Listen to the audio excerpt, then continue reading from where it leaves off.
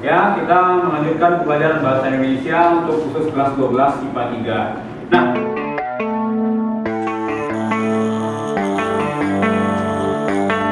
baby, read the fine print. I've got baggage and it's all Gucci. Don't get too attached to me. Everybody act like the answer. One love like in the movies. Wasting precious time assuming.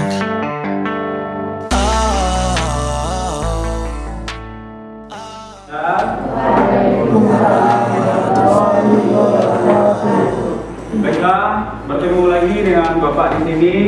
Ya, kita melanjutkan pembelajaran bahasa Indonesia untuk khusus kelas 12 IPA 3. Nah, sebelum kita memulai pembelajaran, marilah kita berdoa menurut agama dan kepercayaan kita masing-masing. Bapak silakan untuk ketua kelas memimpin berdoa. Silakan ketua kelas Dito dipimpin doanya. Sebelum memulai pelajaran, marilah kita berdoa. Berdoa mulai.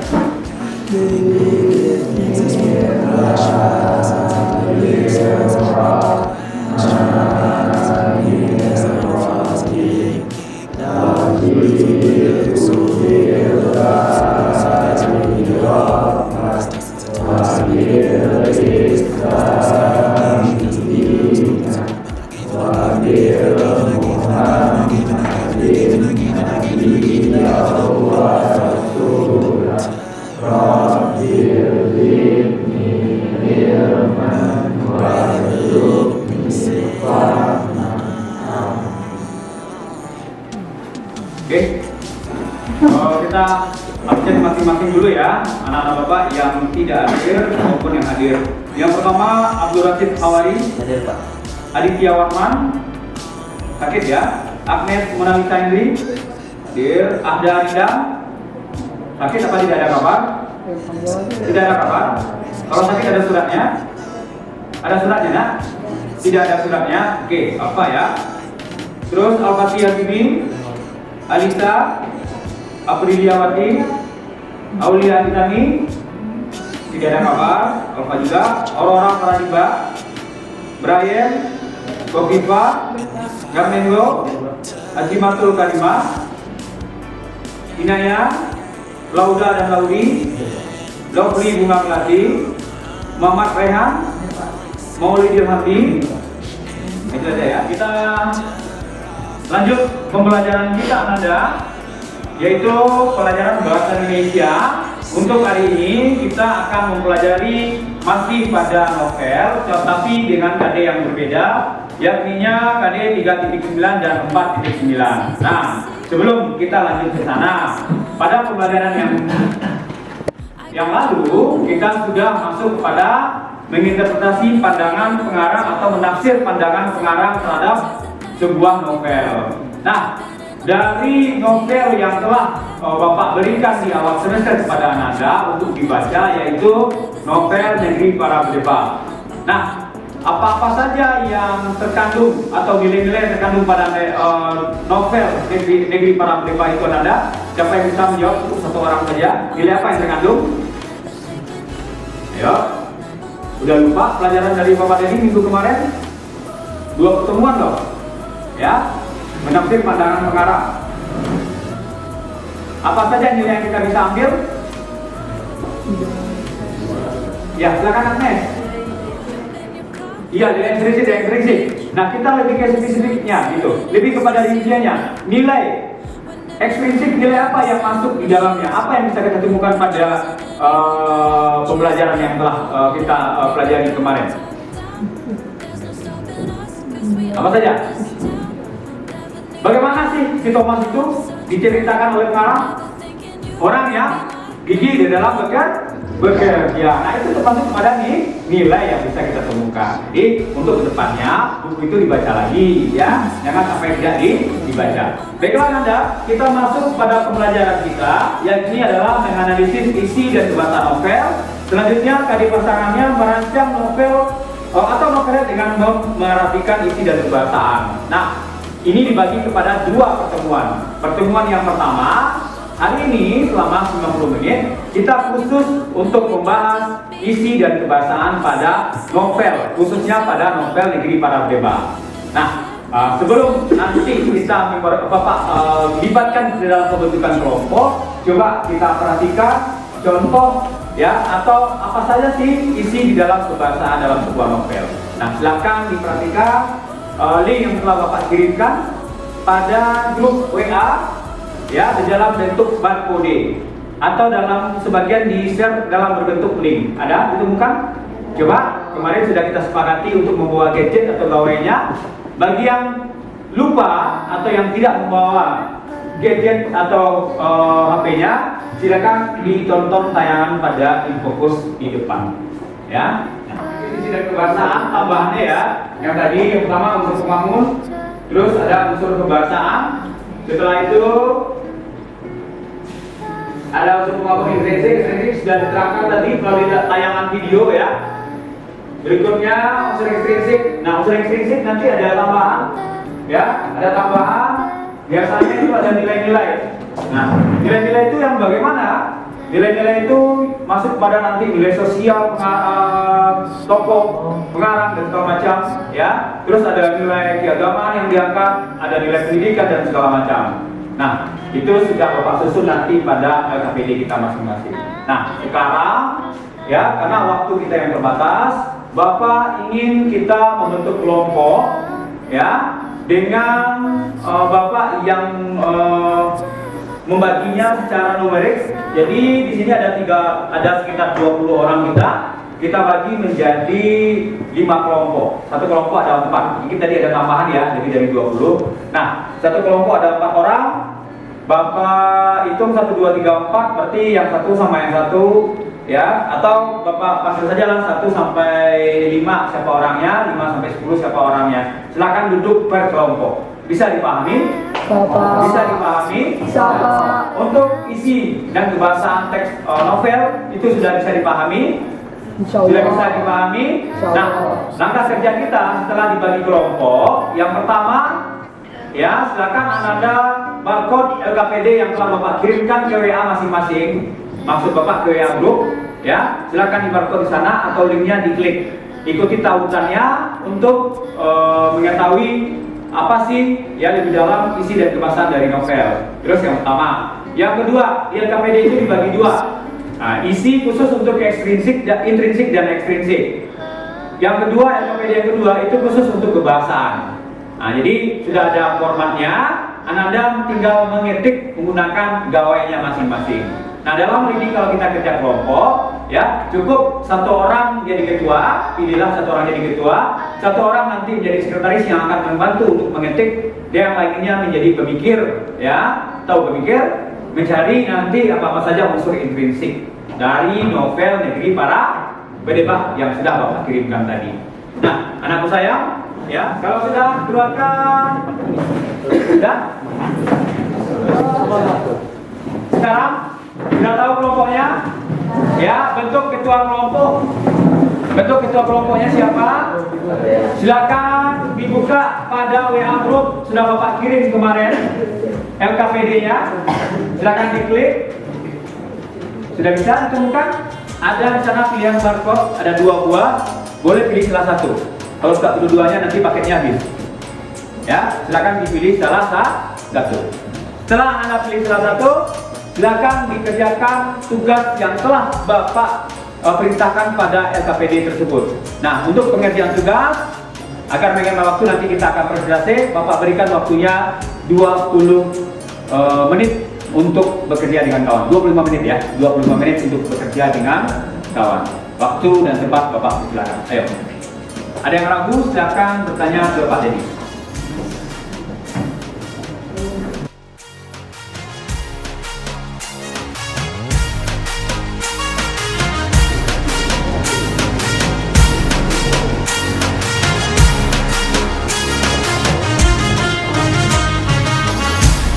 Ragu.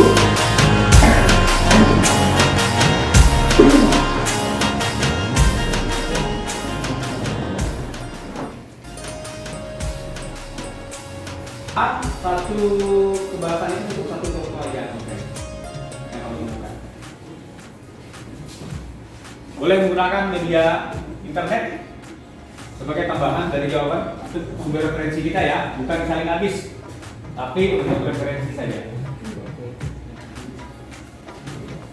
5 menit lagi waktunya, dan nanti kelompok yang akan mempresentasikan setiap kelompok pertama. Ya.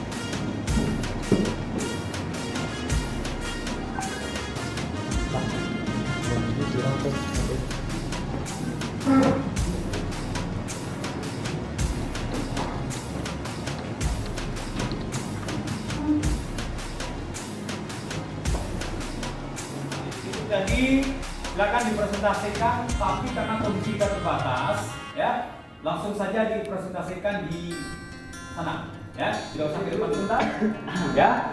Silakan kelompok yang pertama sudah Bapak ditunjuk tadi, silakan dipresentasikan, tapi karena kondisi kita terbatas, ya langsung saja dipresentasikan di sana, ya tidak usah ke depan dulu.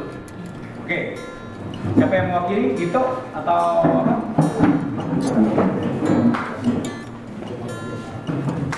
Beri tepuk tangan semangat dulu untuk teman kita. Silakan. Assalamualaikum warahmatullahi wabarakatuh. Waalaikumsalam warahmatullahi wabarakatuh. Saya perwakilan dari kelompok 1 yang nama saya adalah Firdi Antonio, dan yang kedua adalah Abdul Rasid Hawari, yang ketiga adalah Muhammad Fadil Abdiarto, yang keempat adalah Al-Fatih Habibi. Saya akan mempresentasikan hasil dari diskusi kami, yaitu tentang unsur intrinsik dari novel Negeri Para Bedeba. Yang pertama adalah tema. Tema dari Negeri Para Bedeba adalah Negeri Para Bedeba memang menggambarkan kehidupan perekonomian dan politik negara yang dipenuhi musang berbulu domba, dengan sikap-sikap mereka yang sering melakukan penyimpangan moral hingga harus merugikan orang lain. Yang kedua adalah tokoh dan penokohan. Tokoh dari Thomas adalah seorang konsultan keuangan yang sangat pintar. Yang kedua adalah sosok orang yang tidak pernah menyerah. Yang ketiga adalah Sosok ya, bukan sok-sok ya. Kalau sok-sok beda ya. Sosok, ya. Sosok itu apa artinya? Sosok itu figur, ya. Figur gitu. Wah, dia sosok yang sangat pemberani. Namanya Dito. Gitu. Yang ketiga adalah bekerja keras. Yang keempat adalah keras kepala. Yang kelima selalu memikirkan orang lain sebelum dirinya. Yang keenam adalah seperti apapun dia terhadap seseorang, dia pasti akan menolongnya. Yang ketujuh adalah sangat cerdas. Yang kedua adalah Opa. Penokohan dari Opa adalah Kakek Thomas. Yang kedua adalah orang paling disayang oleh Thomas. Yang ketiga adalah orang yang sangat baik. Yang keempat adalah bijaksana. Yang ketiga adalah Maggie. 1. Asisten Thomas. 2. Sangat pintar. 3. Selalu berpikir lebih cepat. 4. Berpindah lebih cepat. 5. Sangat rajin. Yang kelima adalah Om Lim. 1. Pengkhianat. 2. Orang yang paling dibenci Thomas. 3. Adalah mencoba untuk menutupi luka Thomas. Yang ketiga dari unsur intrinsik adalah alur. Mau dibacakan aja agak 2 kata biar menghemat waktu ya. Alurnya adalah Thomas seorang konsultan keuangan profesional sekaligus pendiri perusahaan konsultasi keuangan terkemuka berlabel Thomas dan CO yang terkenal misterius. Kemampuannya dalam bidang ekonomi bisa diragukan lagi. Dia sering diundang sebagai pembicara pertemuan-pertemuan besar di dunia. Namun ketika ditelusuri latar belakangnya semuanya gelap. Oke, kita tangkap dari sana dulu. Jadi Kalau menurut kelompok pertama ini alurnya bagaimana itu? Kalau kita simpulkan karena ini kan alur yang dibuat kan alur bimbing kepada jalan cerita gitu. Kalau secara keseluruhan alurnya itu berbentuk maju kah, mundur kah, atau campuran? Menurut kelompok pertama, Maju. alurnya sifat maju ya. Kita lanjut. Lanjut ke latar. Silakan. Yang keempat adalah latar waktu. A. Selamat malam Thomas. Seseorang masuk ke ruangan gaji menempuh 5 baju tertawa lebar. Yang B. Ketika Thomas sedang berada di ruang gaji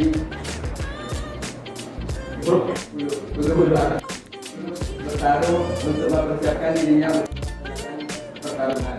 Tiba-tiba tadi orang yang menahan Thomas di gerbang imigrasi masuk ke dalam ruang gaji dan menyapa. Yang ketiga adalah latar tempat. Penerbangan eksklusif yang dilakukan Thomas menuju ke Singapura bertujuan untuk mendatangi konferensi yang dimana Thomas adalah menjadi seorang pembicara di konferensi tersebut. Yang keempat adalah latar suasana menjelaskan politik, sosial, dan politik. Oke, kita sampai di sana. Karena sudut pandang mat dan gaya bahasa itu nanti kita limpahkan kepada kelompok kedua. Nah, dari penjabaran kawannya tadi, silakan dua orang secara keseluruhan yang ingin bertanya boleh.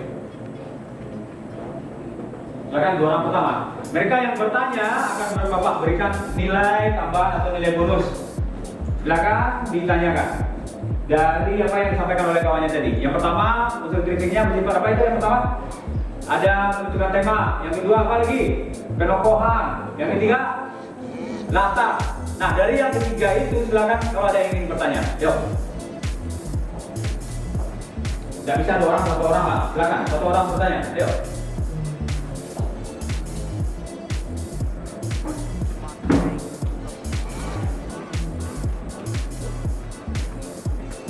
Ada? Tidak ada yang bertanya? Sudah paham? Kalau enggak Pak Deddy yang bertanya loh. Sudah paham? Oke, kalau sudah paham, berikan tepuk tangan dulu untuk kelompok pertama. Ya, saya lanjut dulu ya. Sekian hasil presentasi kami. Assalamualaikum warahmatullahi wabarakatuh. Bagaimana cara mengungkap itu menepati janji. Janji harus ditepati. Itulah contohnya adalah kau teman baikku sekaligus petarung. Aku percaya kau akan memegang janji membayar kontak semua bantuan. Kalimat yang kau katakan di Jatiluhur. 3. Sosok di balik perjuangan. Itu perjuangan yang dilakukan Thomas tidaklah mudah. Andai ia melakukan semuanya sendiri, tak akan ada kata kesuksesan. Bagi dialah sosok yang paling berharga di balik perjuangannya. Yang keempat adalah sebuah ketenangan. Ketenangan akan berujung kebaikan. Orang-orang yang tegang, gelisah, atau panik justru akan membuat dirinya tidak bisa berpikir secara baik. Contohnya adalah kau jangan panik, Kadek. Tetap terkendali, selalu berpikir jernih. Paham? Aku menerikinya sebelum menutup telepon.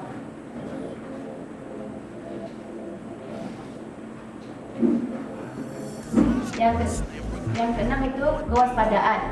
Sungguh menyakitkan dan merugikan jika orang yang kita percaya justru melakukan pengkhianatan. Hal itu juga terjadi pada Thomas. Dan orang kepercayaan Omri justru adalah orang suruhan Tuan Sinting dalam utama kasus Bank Semesta. Thomas dan kawan-kawannya sempat disandra oleh Ram. Meskipun begitu, pada akhirnya Ram berakhir secara tragis, terjebak di sepotong laut yang hilang dari peta. Ada suatu pelajaran yang bisa diambil. Bersikaplah waspada terhadap ucapan, sikap, atau tindakan yang mencurigakan meskipun dilakukan orang kepercayaan. Waspada bukan berarti buruk sangka. Tindakan mencurigakan Ram di novel adalah bertanya kepada Thomas tentang keberadaan Onim yang sedang disembunyikan. Tentu sebelumnya Ram telah mendapatkan arahan dari Tuan Jumpe, Wisni, dan Bunga.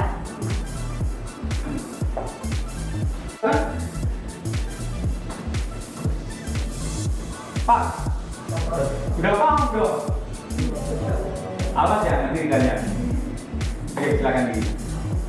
Sekian presentasi dari kelompok 2. Kalau ada kata-kata saya mohon maaf. Assalamualaikum warahmatullahi wabarakatuh.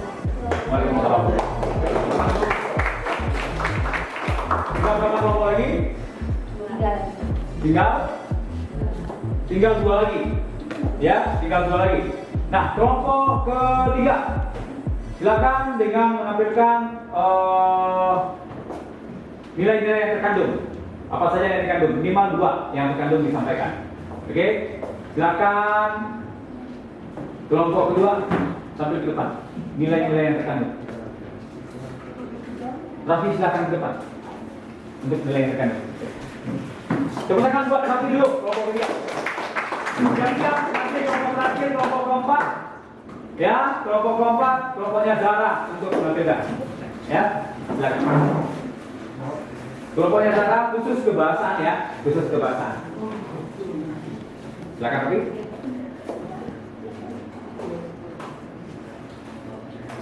Presentasi saya mengenai nilai-nilai ekstrinsik yang terdapat pada novel Negeri Paragreba. Yang pertama, nilai sosial. Kisah Thomas yang selalu mengedepankan kepentingan orang lain daripada kepentingan dirinya sendiri itu patut dicontoh. Lalu, sikap teman Thomas yang selalu meminta Thomas dalam menjalankan misi yang juga sangat solider. Kedua, nilai pendidikan, yaitu Thomas yang cerdas merupakan hasil pendidikan orang tuanya yang membuat ia menjadi seorang pria yang cerdas dan cukup cerdik mengatur politik.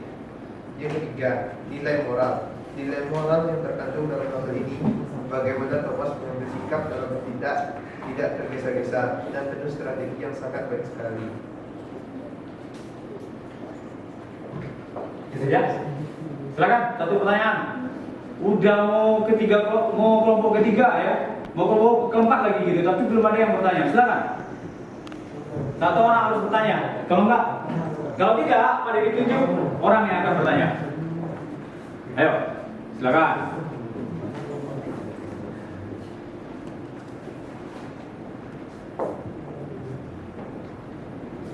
Silakan. Ayo, Kofifa, silakan satu pertanyaan dari kamu Ananda.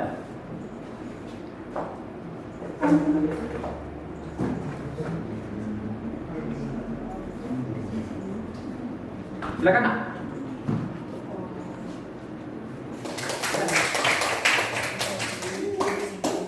Pasti yang ada di depan. Assalamualaikum warahmatullahi wabarakatuh. Waalaikumsalam warahmatullahi wabarakatuh. Saya dari kelompok 4 akan membacakan ciri kebahasaan pada novel Negeri Paragreba. 1. Penggunaan kalimat langsung, yaitu kalimat langsung merupakan kalimat yang menunjukkan ucapan atau ujaran yang disampaikan kepada oleh orang lain. Kau diam, biarkan aku berpikir sejenak. Kau adalah pemikir sekaligus eksekutor yang hebat. Pintar, berani, pandai mempengaruhi orang. Kau justru terlahir sebagai seorang yang licik bagai belut. 2. Kalimat tidak langsung. Kalimat tidak langsung adalah kalimat yang melaporkan atau memberitahu perubahan perkataan orang lain dalam bentuk kalimat perintah. Hadir menyebutkan bintang dan judul posisi dan. 3. Kalimat lampau. Kalimat lampau adalah kalimat yang menyatakan peristiwa yang telah lewat atau terjadi di masa lalu. Sejak kejadian menyakitkan masa lalu itu. 4. Verbal material. Verbal material adalah kata kerja berlingkuhan yang mengacu pada tindakan fisik yang dapat dilihat secara nyata. Letakkan pisau kalian atau ledakan kepalanya. Verbal mental. Verbal mental adalah kata kerja yang menjelaskan suatu persepsi, afeksi, dan kognisi. Menghela nafas perlahan, mengiris perjalanan. 6. Konjungsi temporal, yaitu kata hukum yang menerangkan hubungan waktu antara suatu peristiwa dengan peristiwa lainnya dalam suatu cerita. Sementara itu, rugi asmentor. 7. Kata sifat. Kata sifat yaitu kelas kata yang mengubah kata benda atau kata ganti, biasanya dengan menjelaskan atau membuatnya menjadi lebih spesifik. Dia adalah hendak tidur. Ya, terima kasih. Ada pertanyaan? Ada pertanyaan enggak? Paham? Paham? Awas ya nanti kalau nggak paham.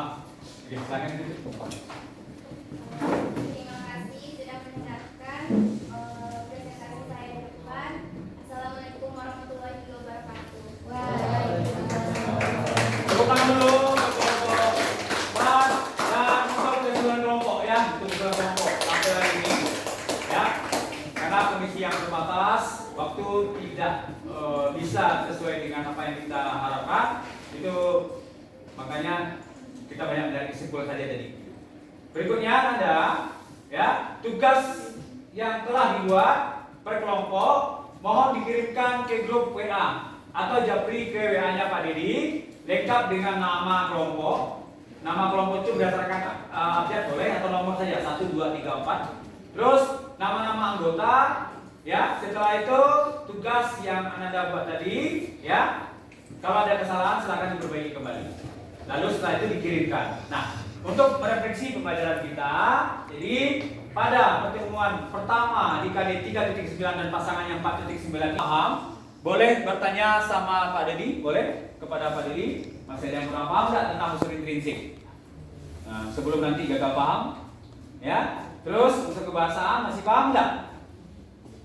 Sudah paham apa belum? Sudah. Ayo, yang mau bertanya, satu orang bertanya, silakan. Pak Dedi insya Allah nanti akan menjawab. Ayo. Sebelum kita tutup pembelajaran pertemuan pertama di KD 3.9 dan 4.9 ini, teks novel. Yo, nggak ada lagi pertanyaan. Nggak ada pertanyaan berarti mampu nih dong. Ya, mampu. Berarti di pertemuan kedua nanti kita bikin novel. Ya, kita buat novel sederhana, rancangan. Mudah-mudahan bisa ya. Berarti sudah paham semuanya? Sudah paham? Coba apa? Siapa ya bagusnya? Dia. Dia yang saja. Ya, diam saja. Diam baik. Coba apa saja isi dari novel? Intrinsik dan ekstrinsik. Apa saja intrinsik itu apa saja? Yang pertama, ayo. Yang kedua, yang ketiga, yang keempat, yang kelima, yang keenam. Sudut pandang dan gaya bahasa pada bagian. Nah, itu sudah kita kerjakan berkelompok. Silakan dikirim dulu ke grup. Sudah bisa dikirim? Akan Pak Dedi nilai nanti. Sudah dikirim? Ke grup boleh japri ya, boleh ke grup. Baca assalamualaikum dulu. Karena kalau kita japri itu kita ke rumah orang gitu.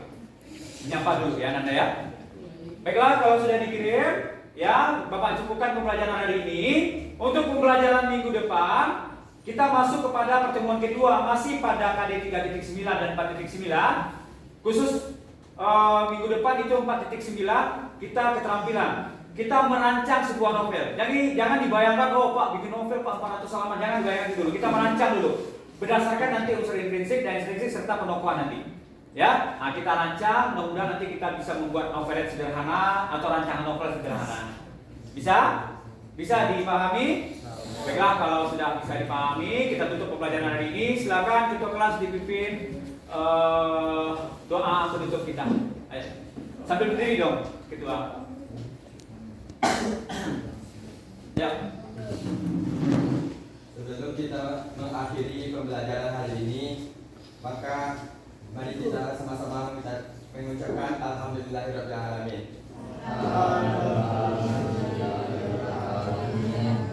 Oke Nanda, terima kasih atas waktunya. Silakan Anda keluar, Ibu tidak. Ya, silakan dikeluar dulu. Ya, tolong dibawa infokus atau layar fokusnya, Bapak tolong ya, kembali ke labor kimia.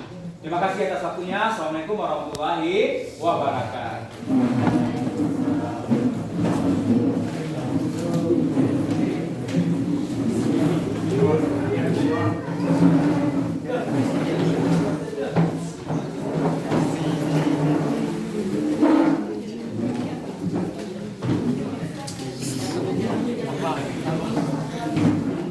Yang ketiga, yang keempat, yang kelima, yang keenam. Sudut pandang dan gaya bahasa pada bagian kita. Itu sudah kita kerjakan berkelompok. Silakan dikirim dulu ke grup. Sudah bisa dikirim? Akan Pak Dedi nilai nanti.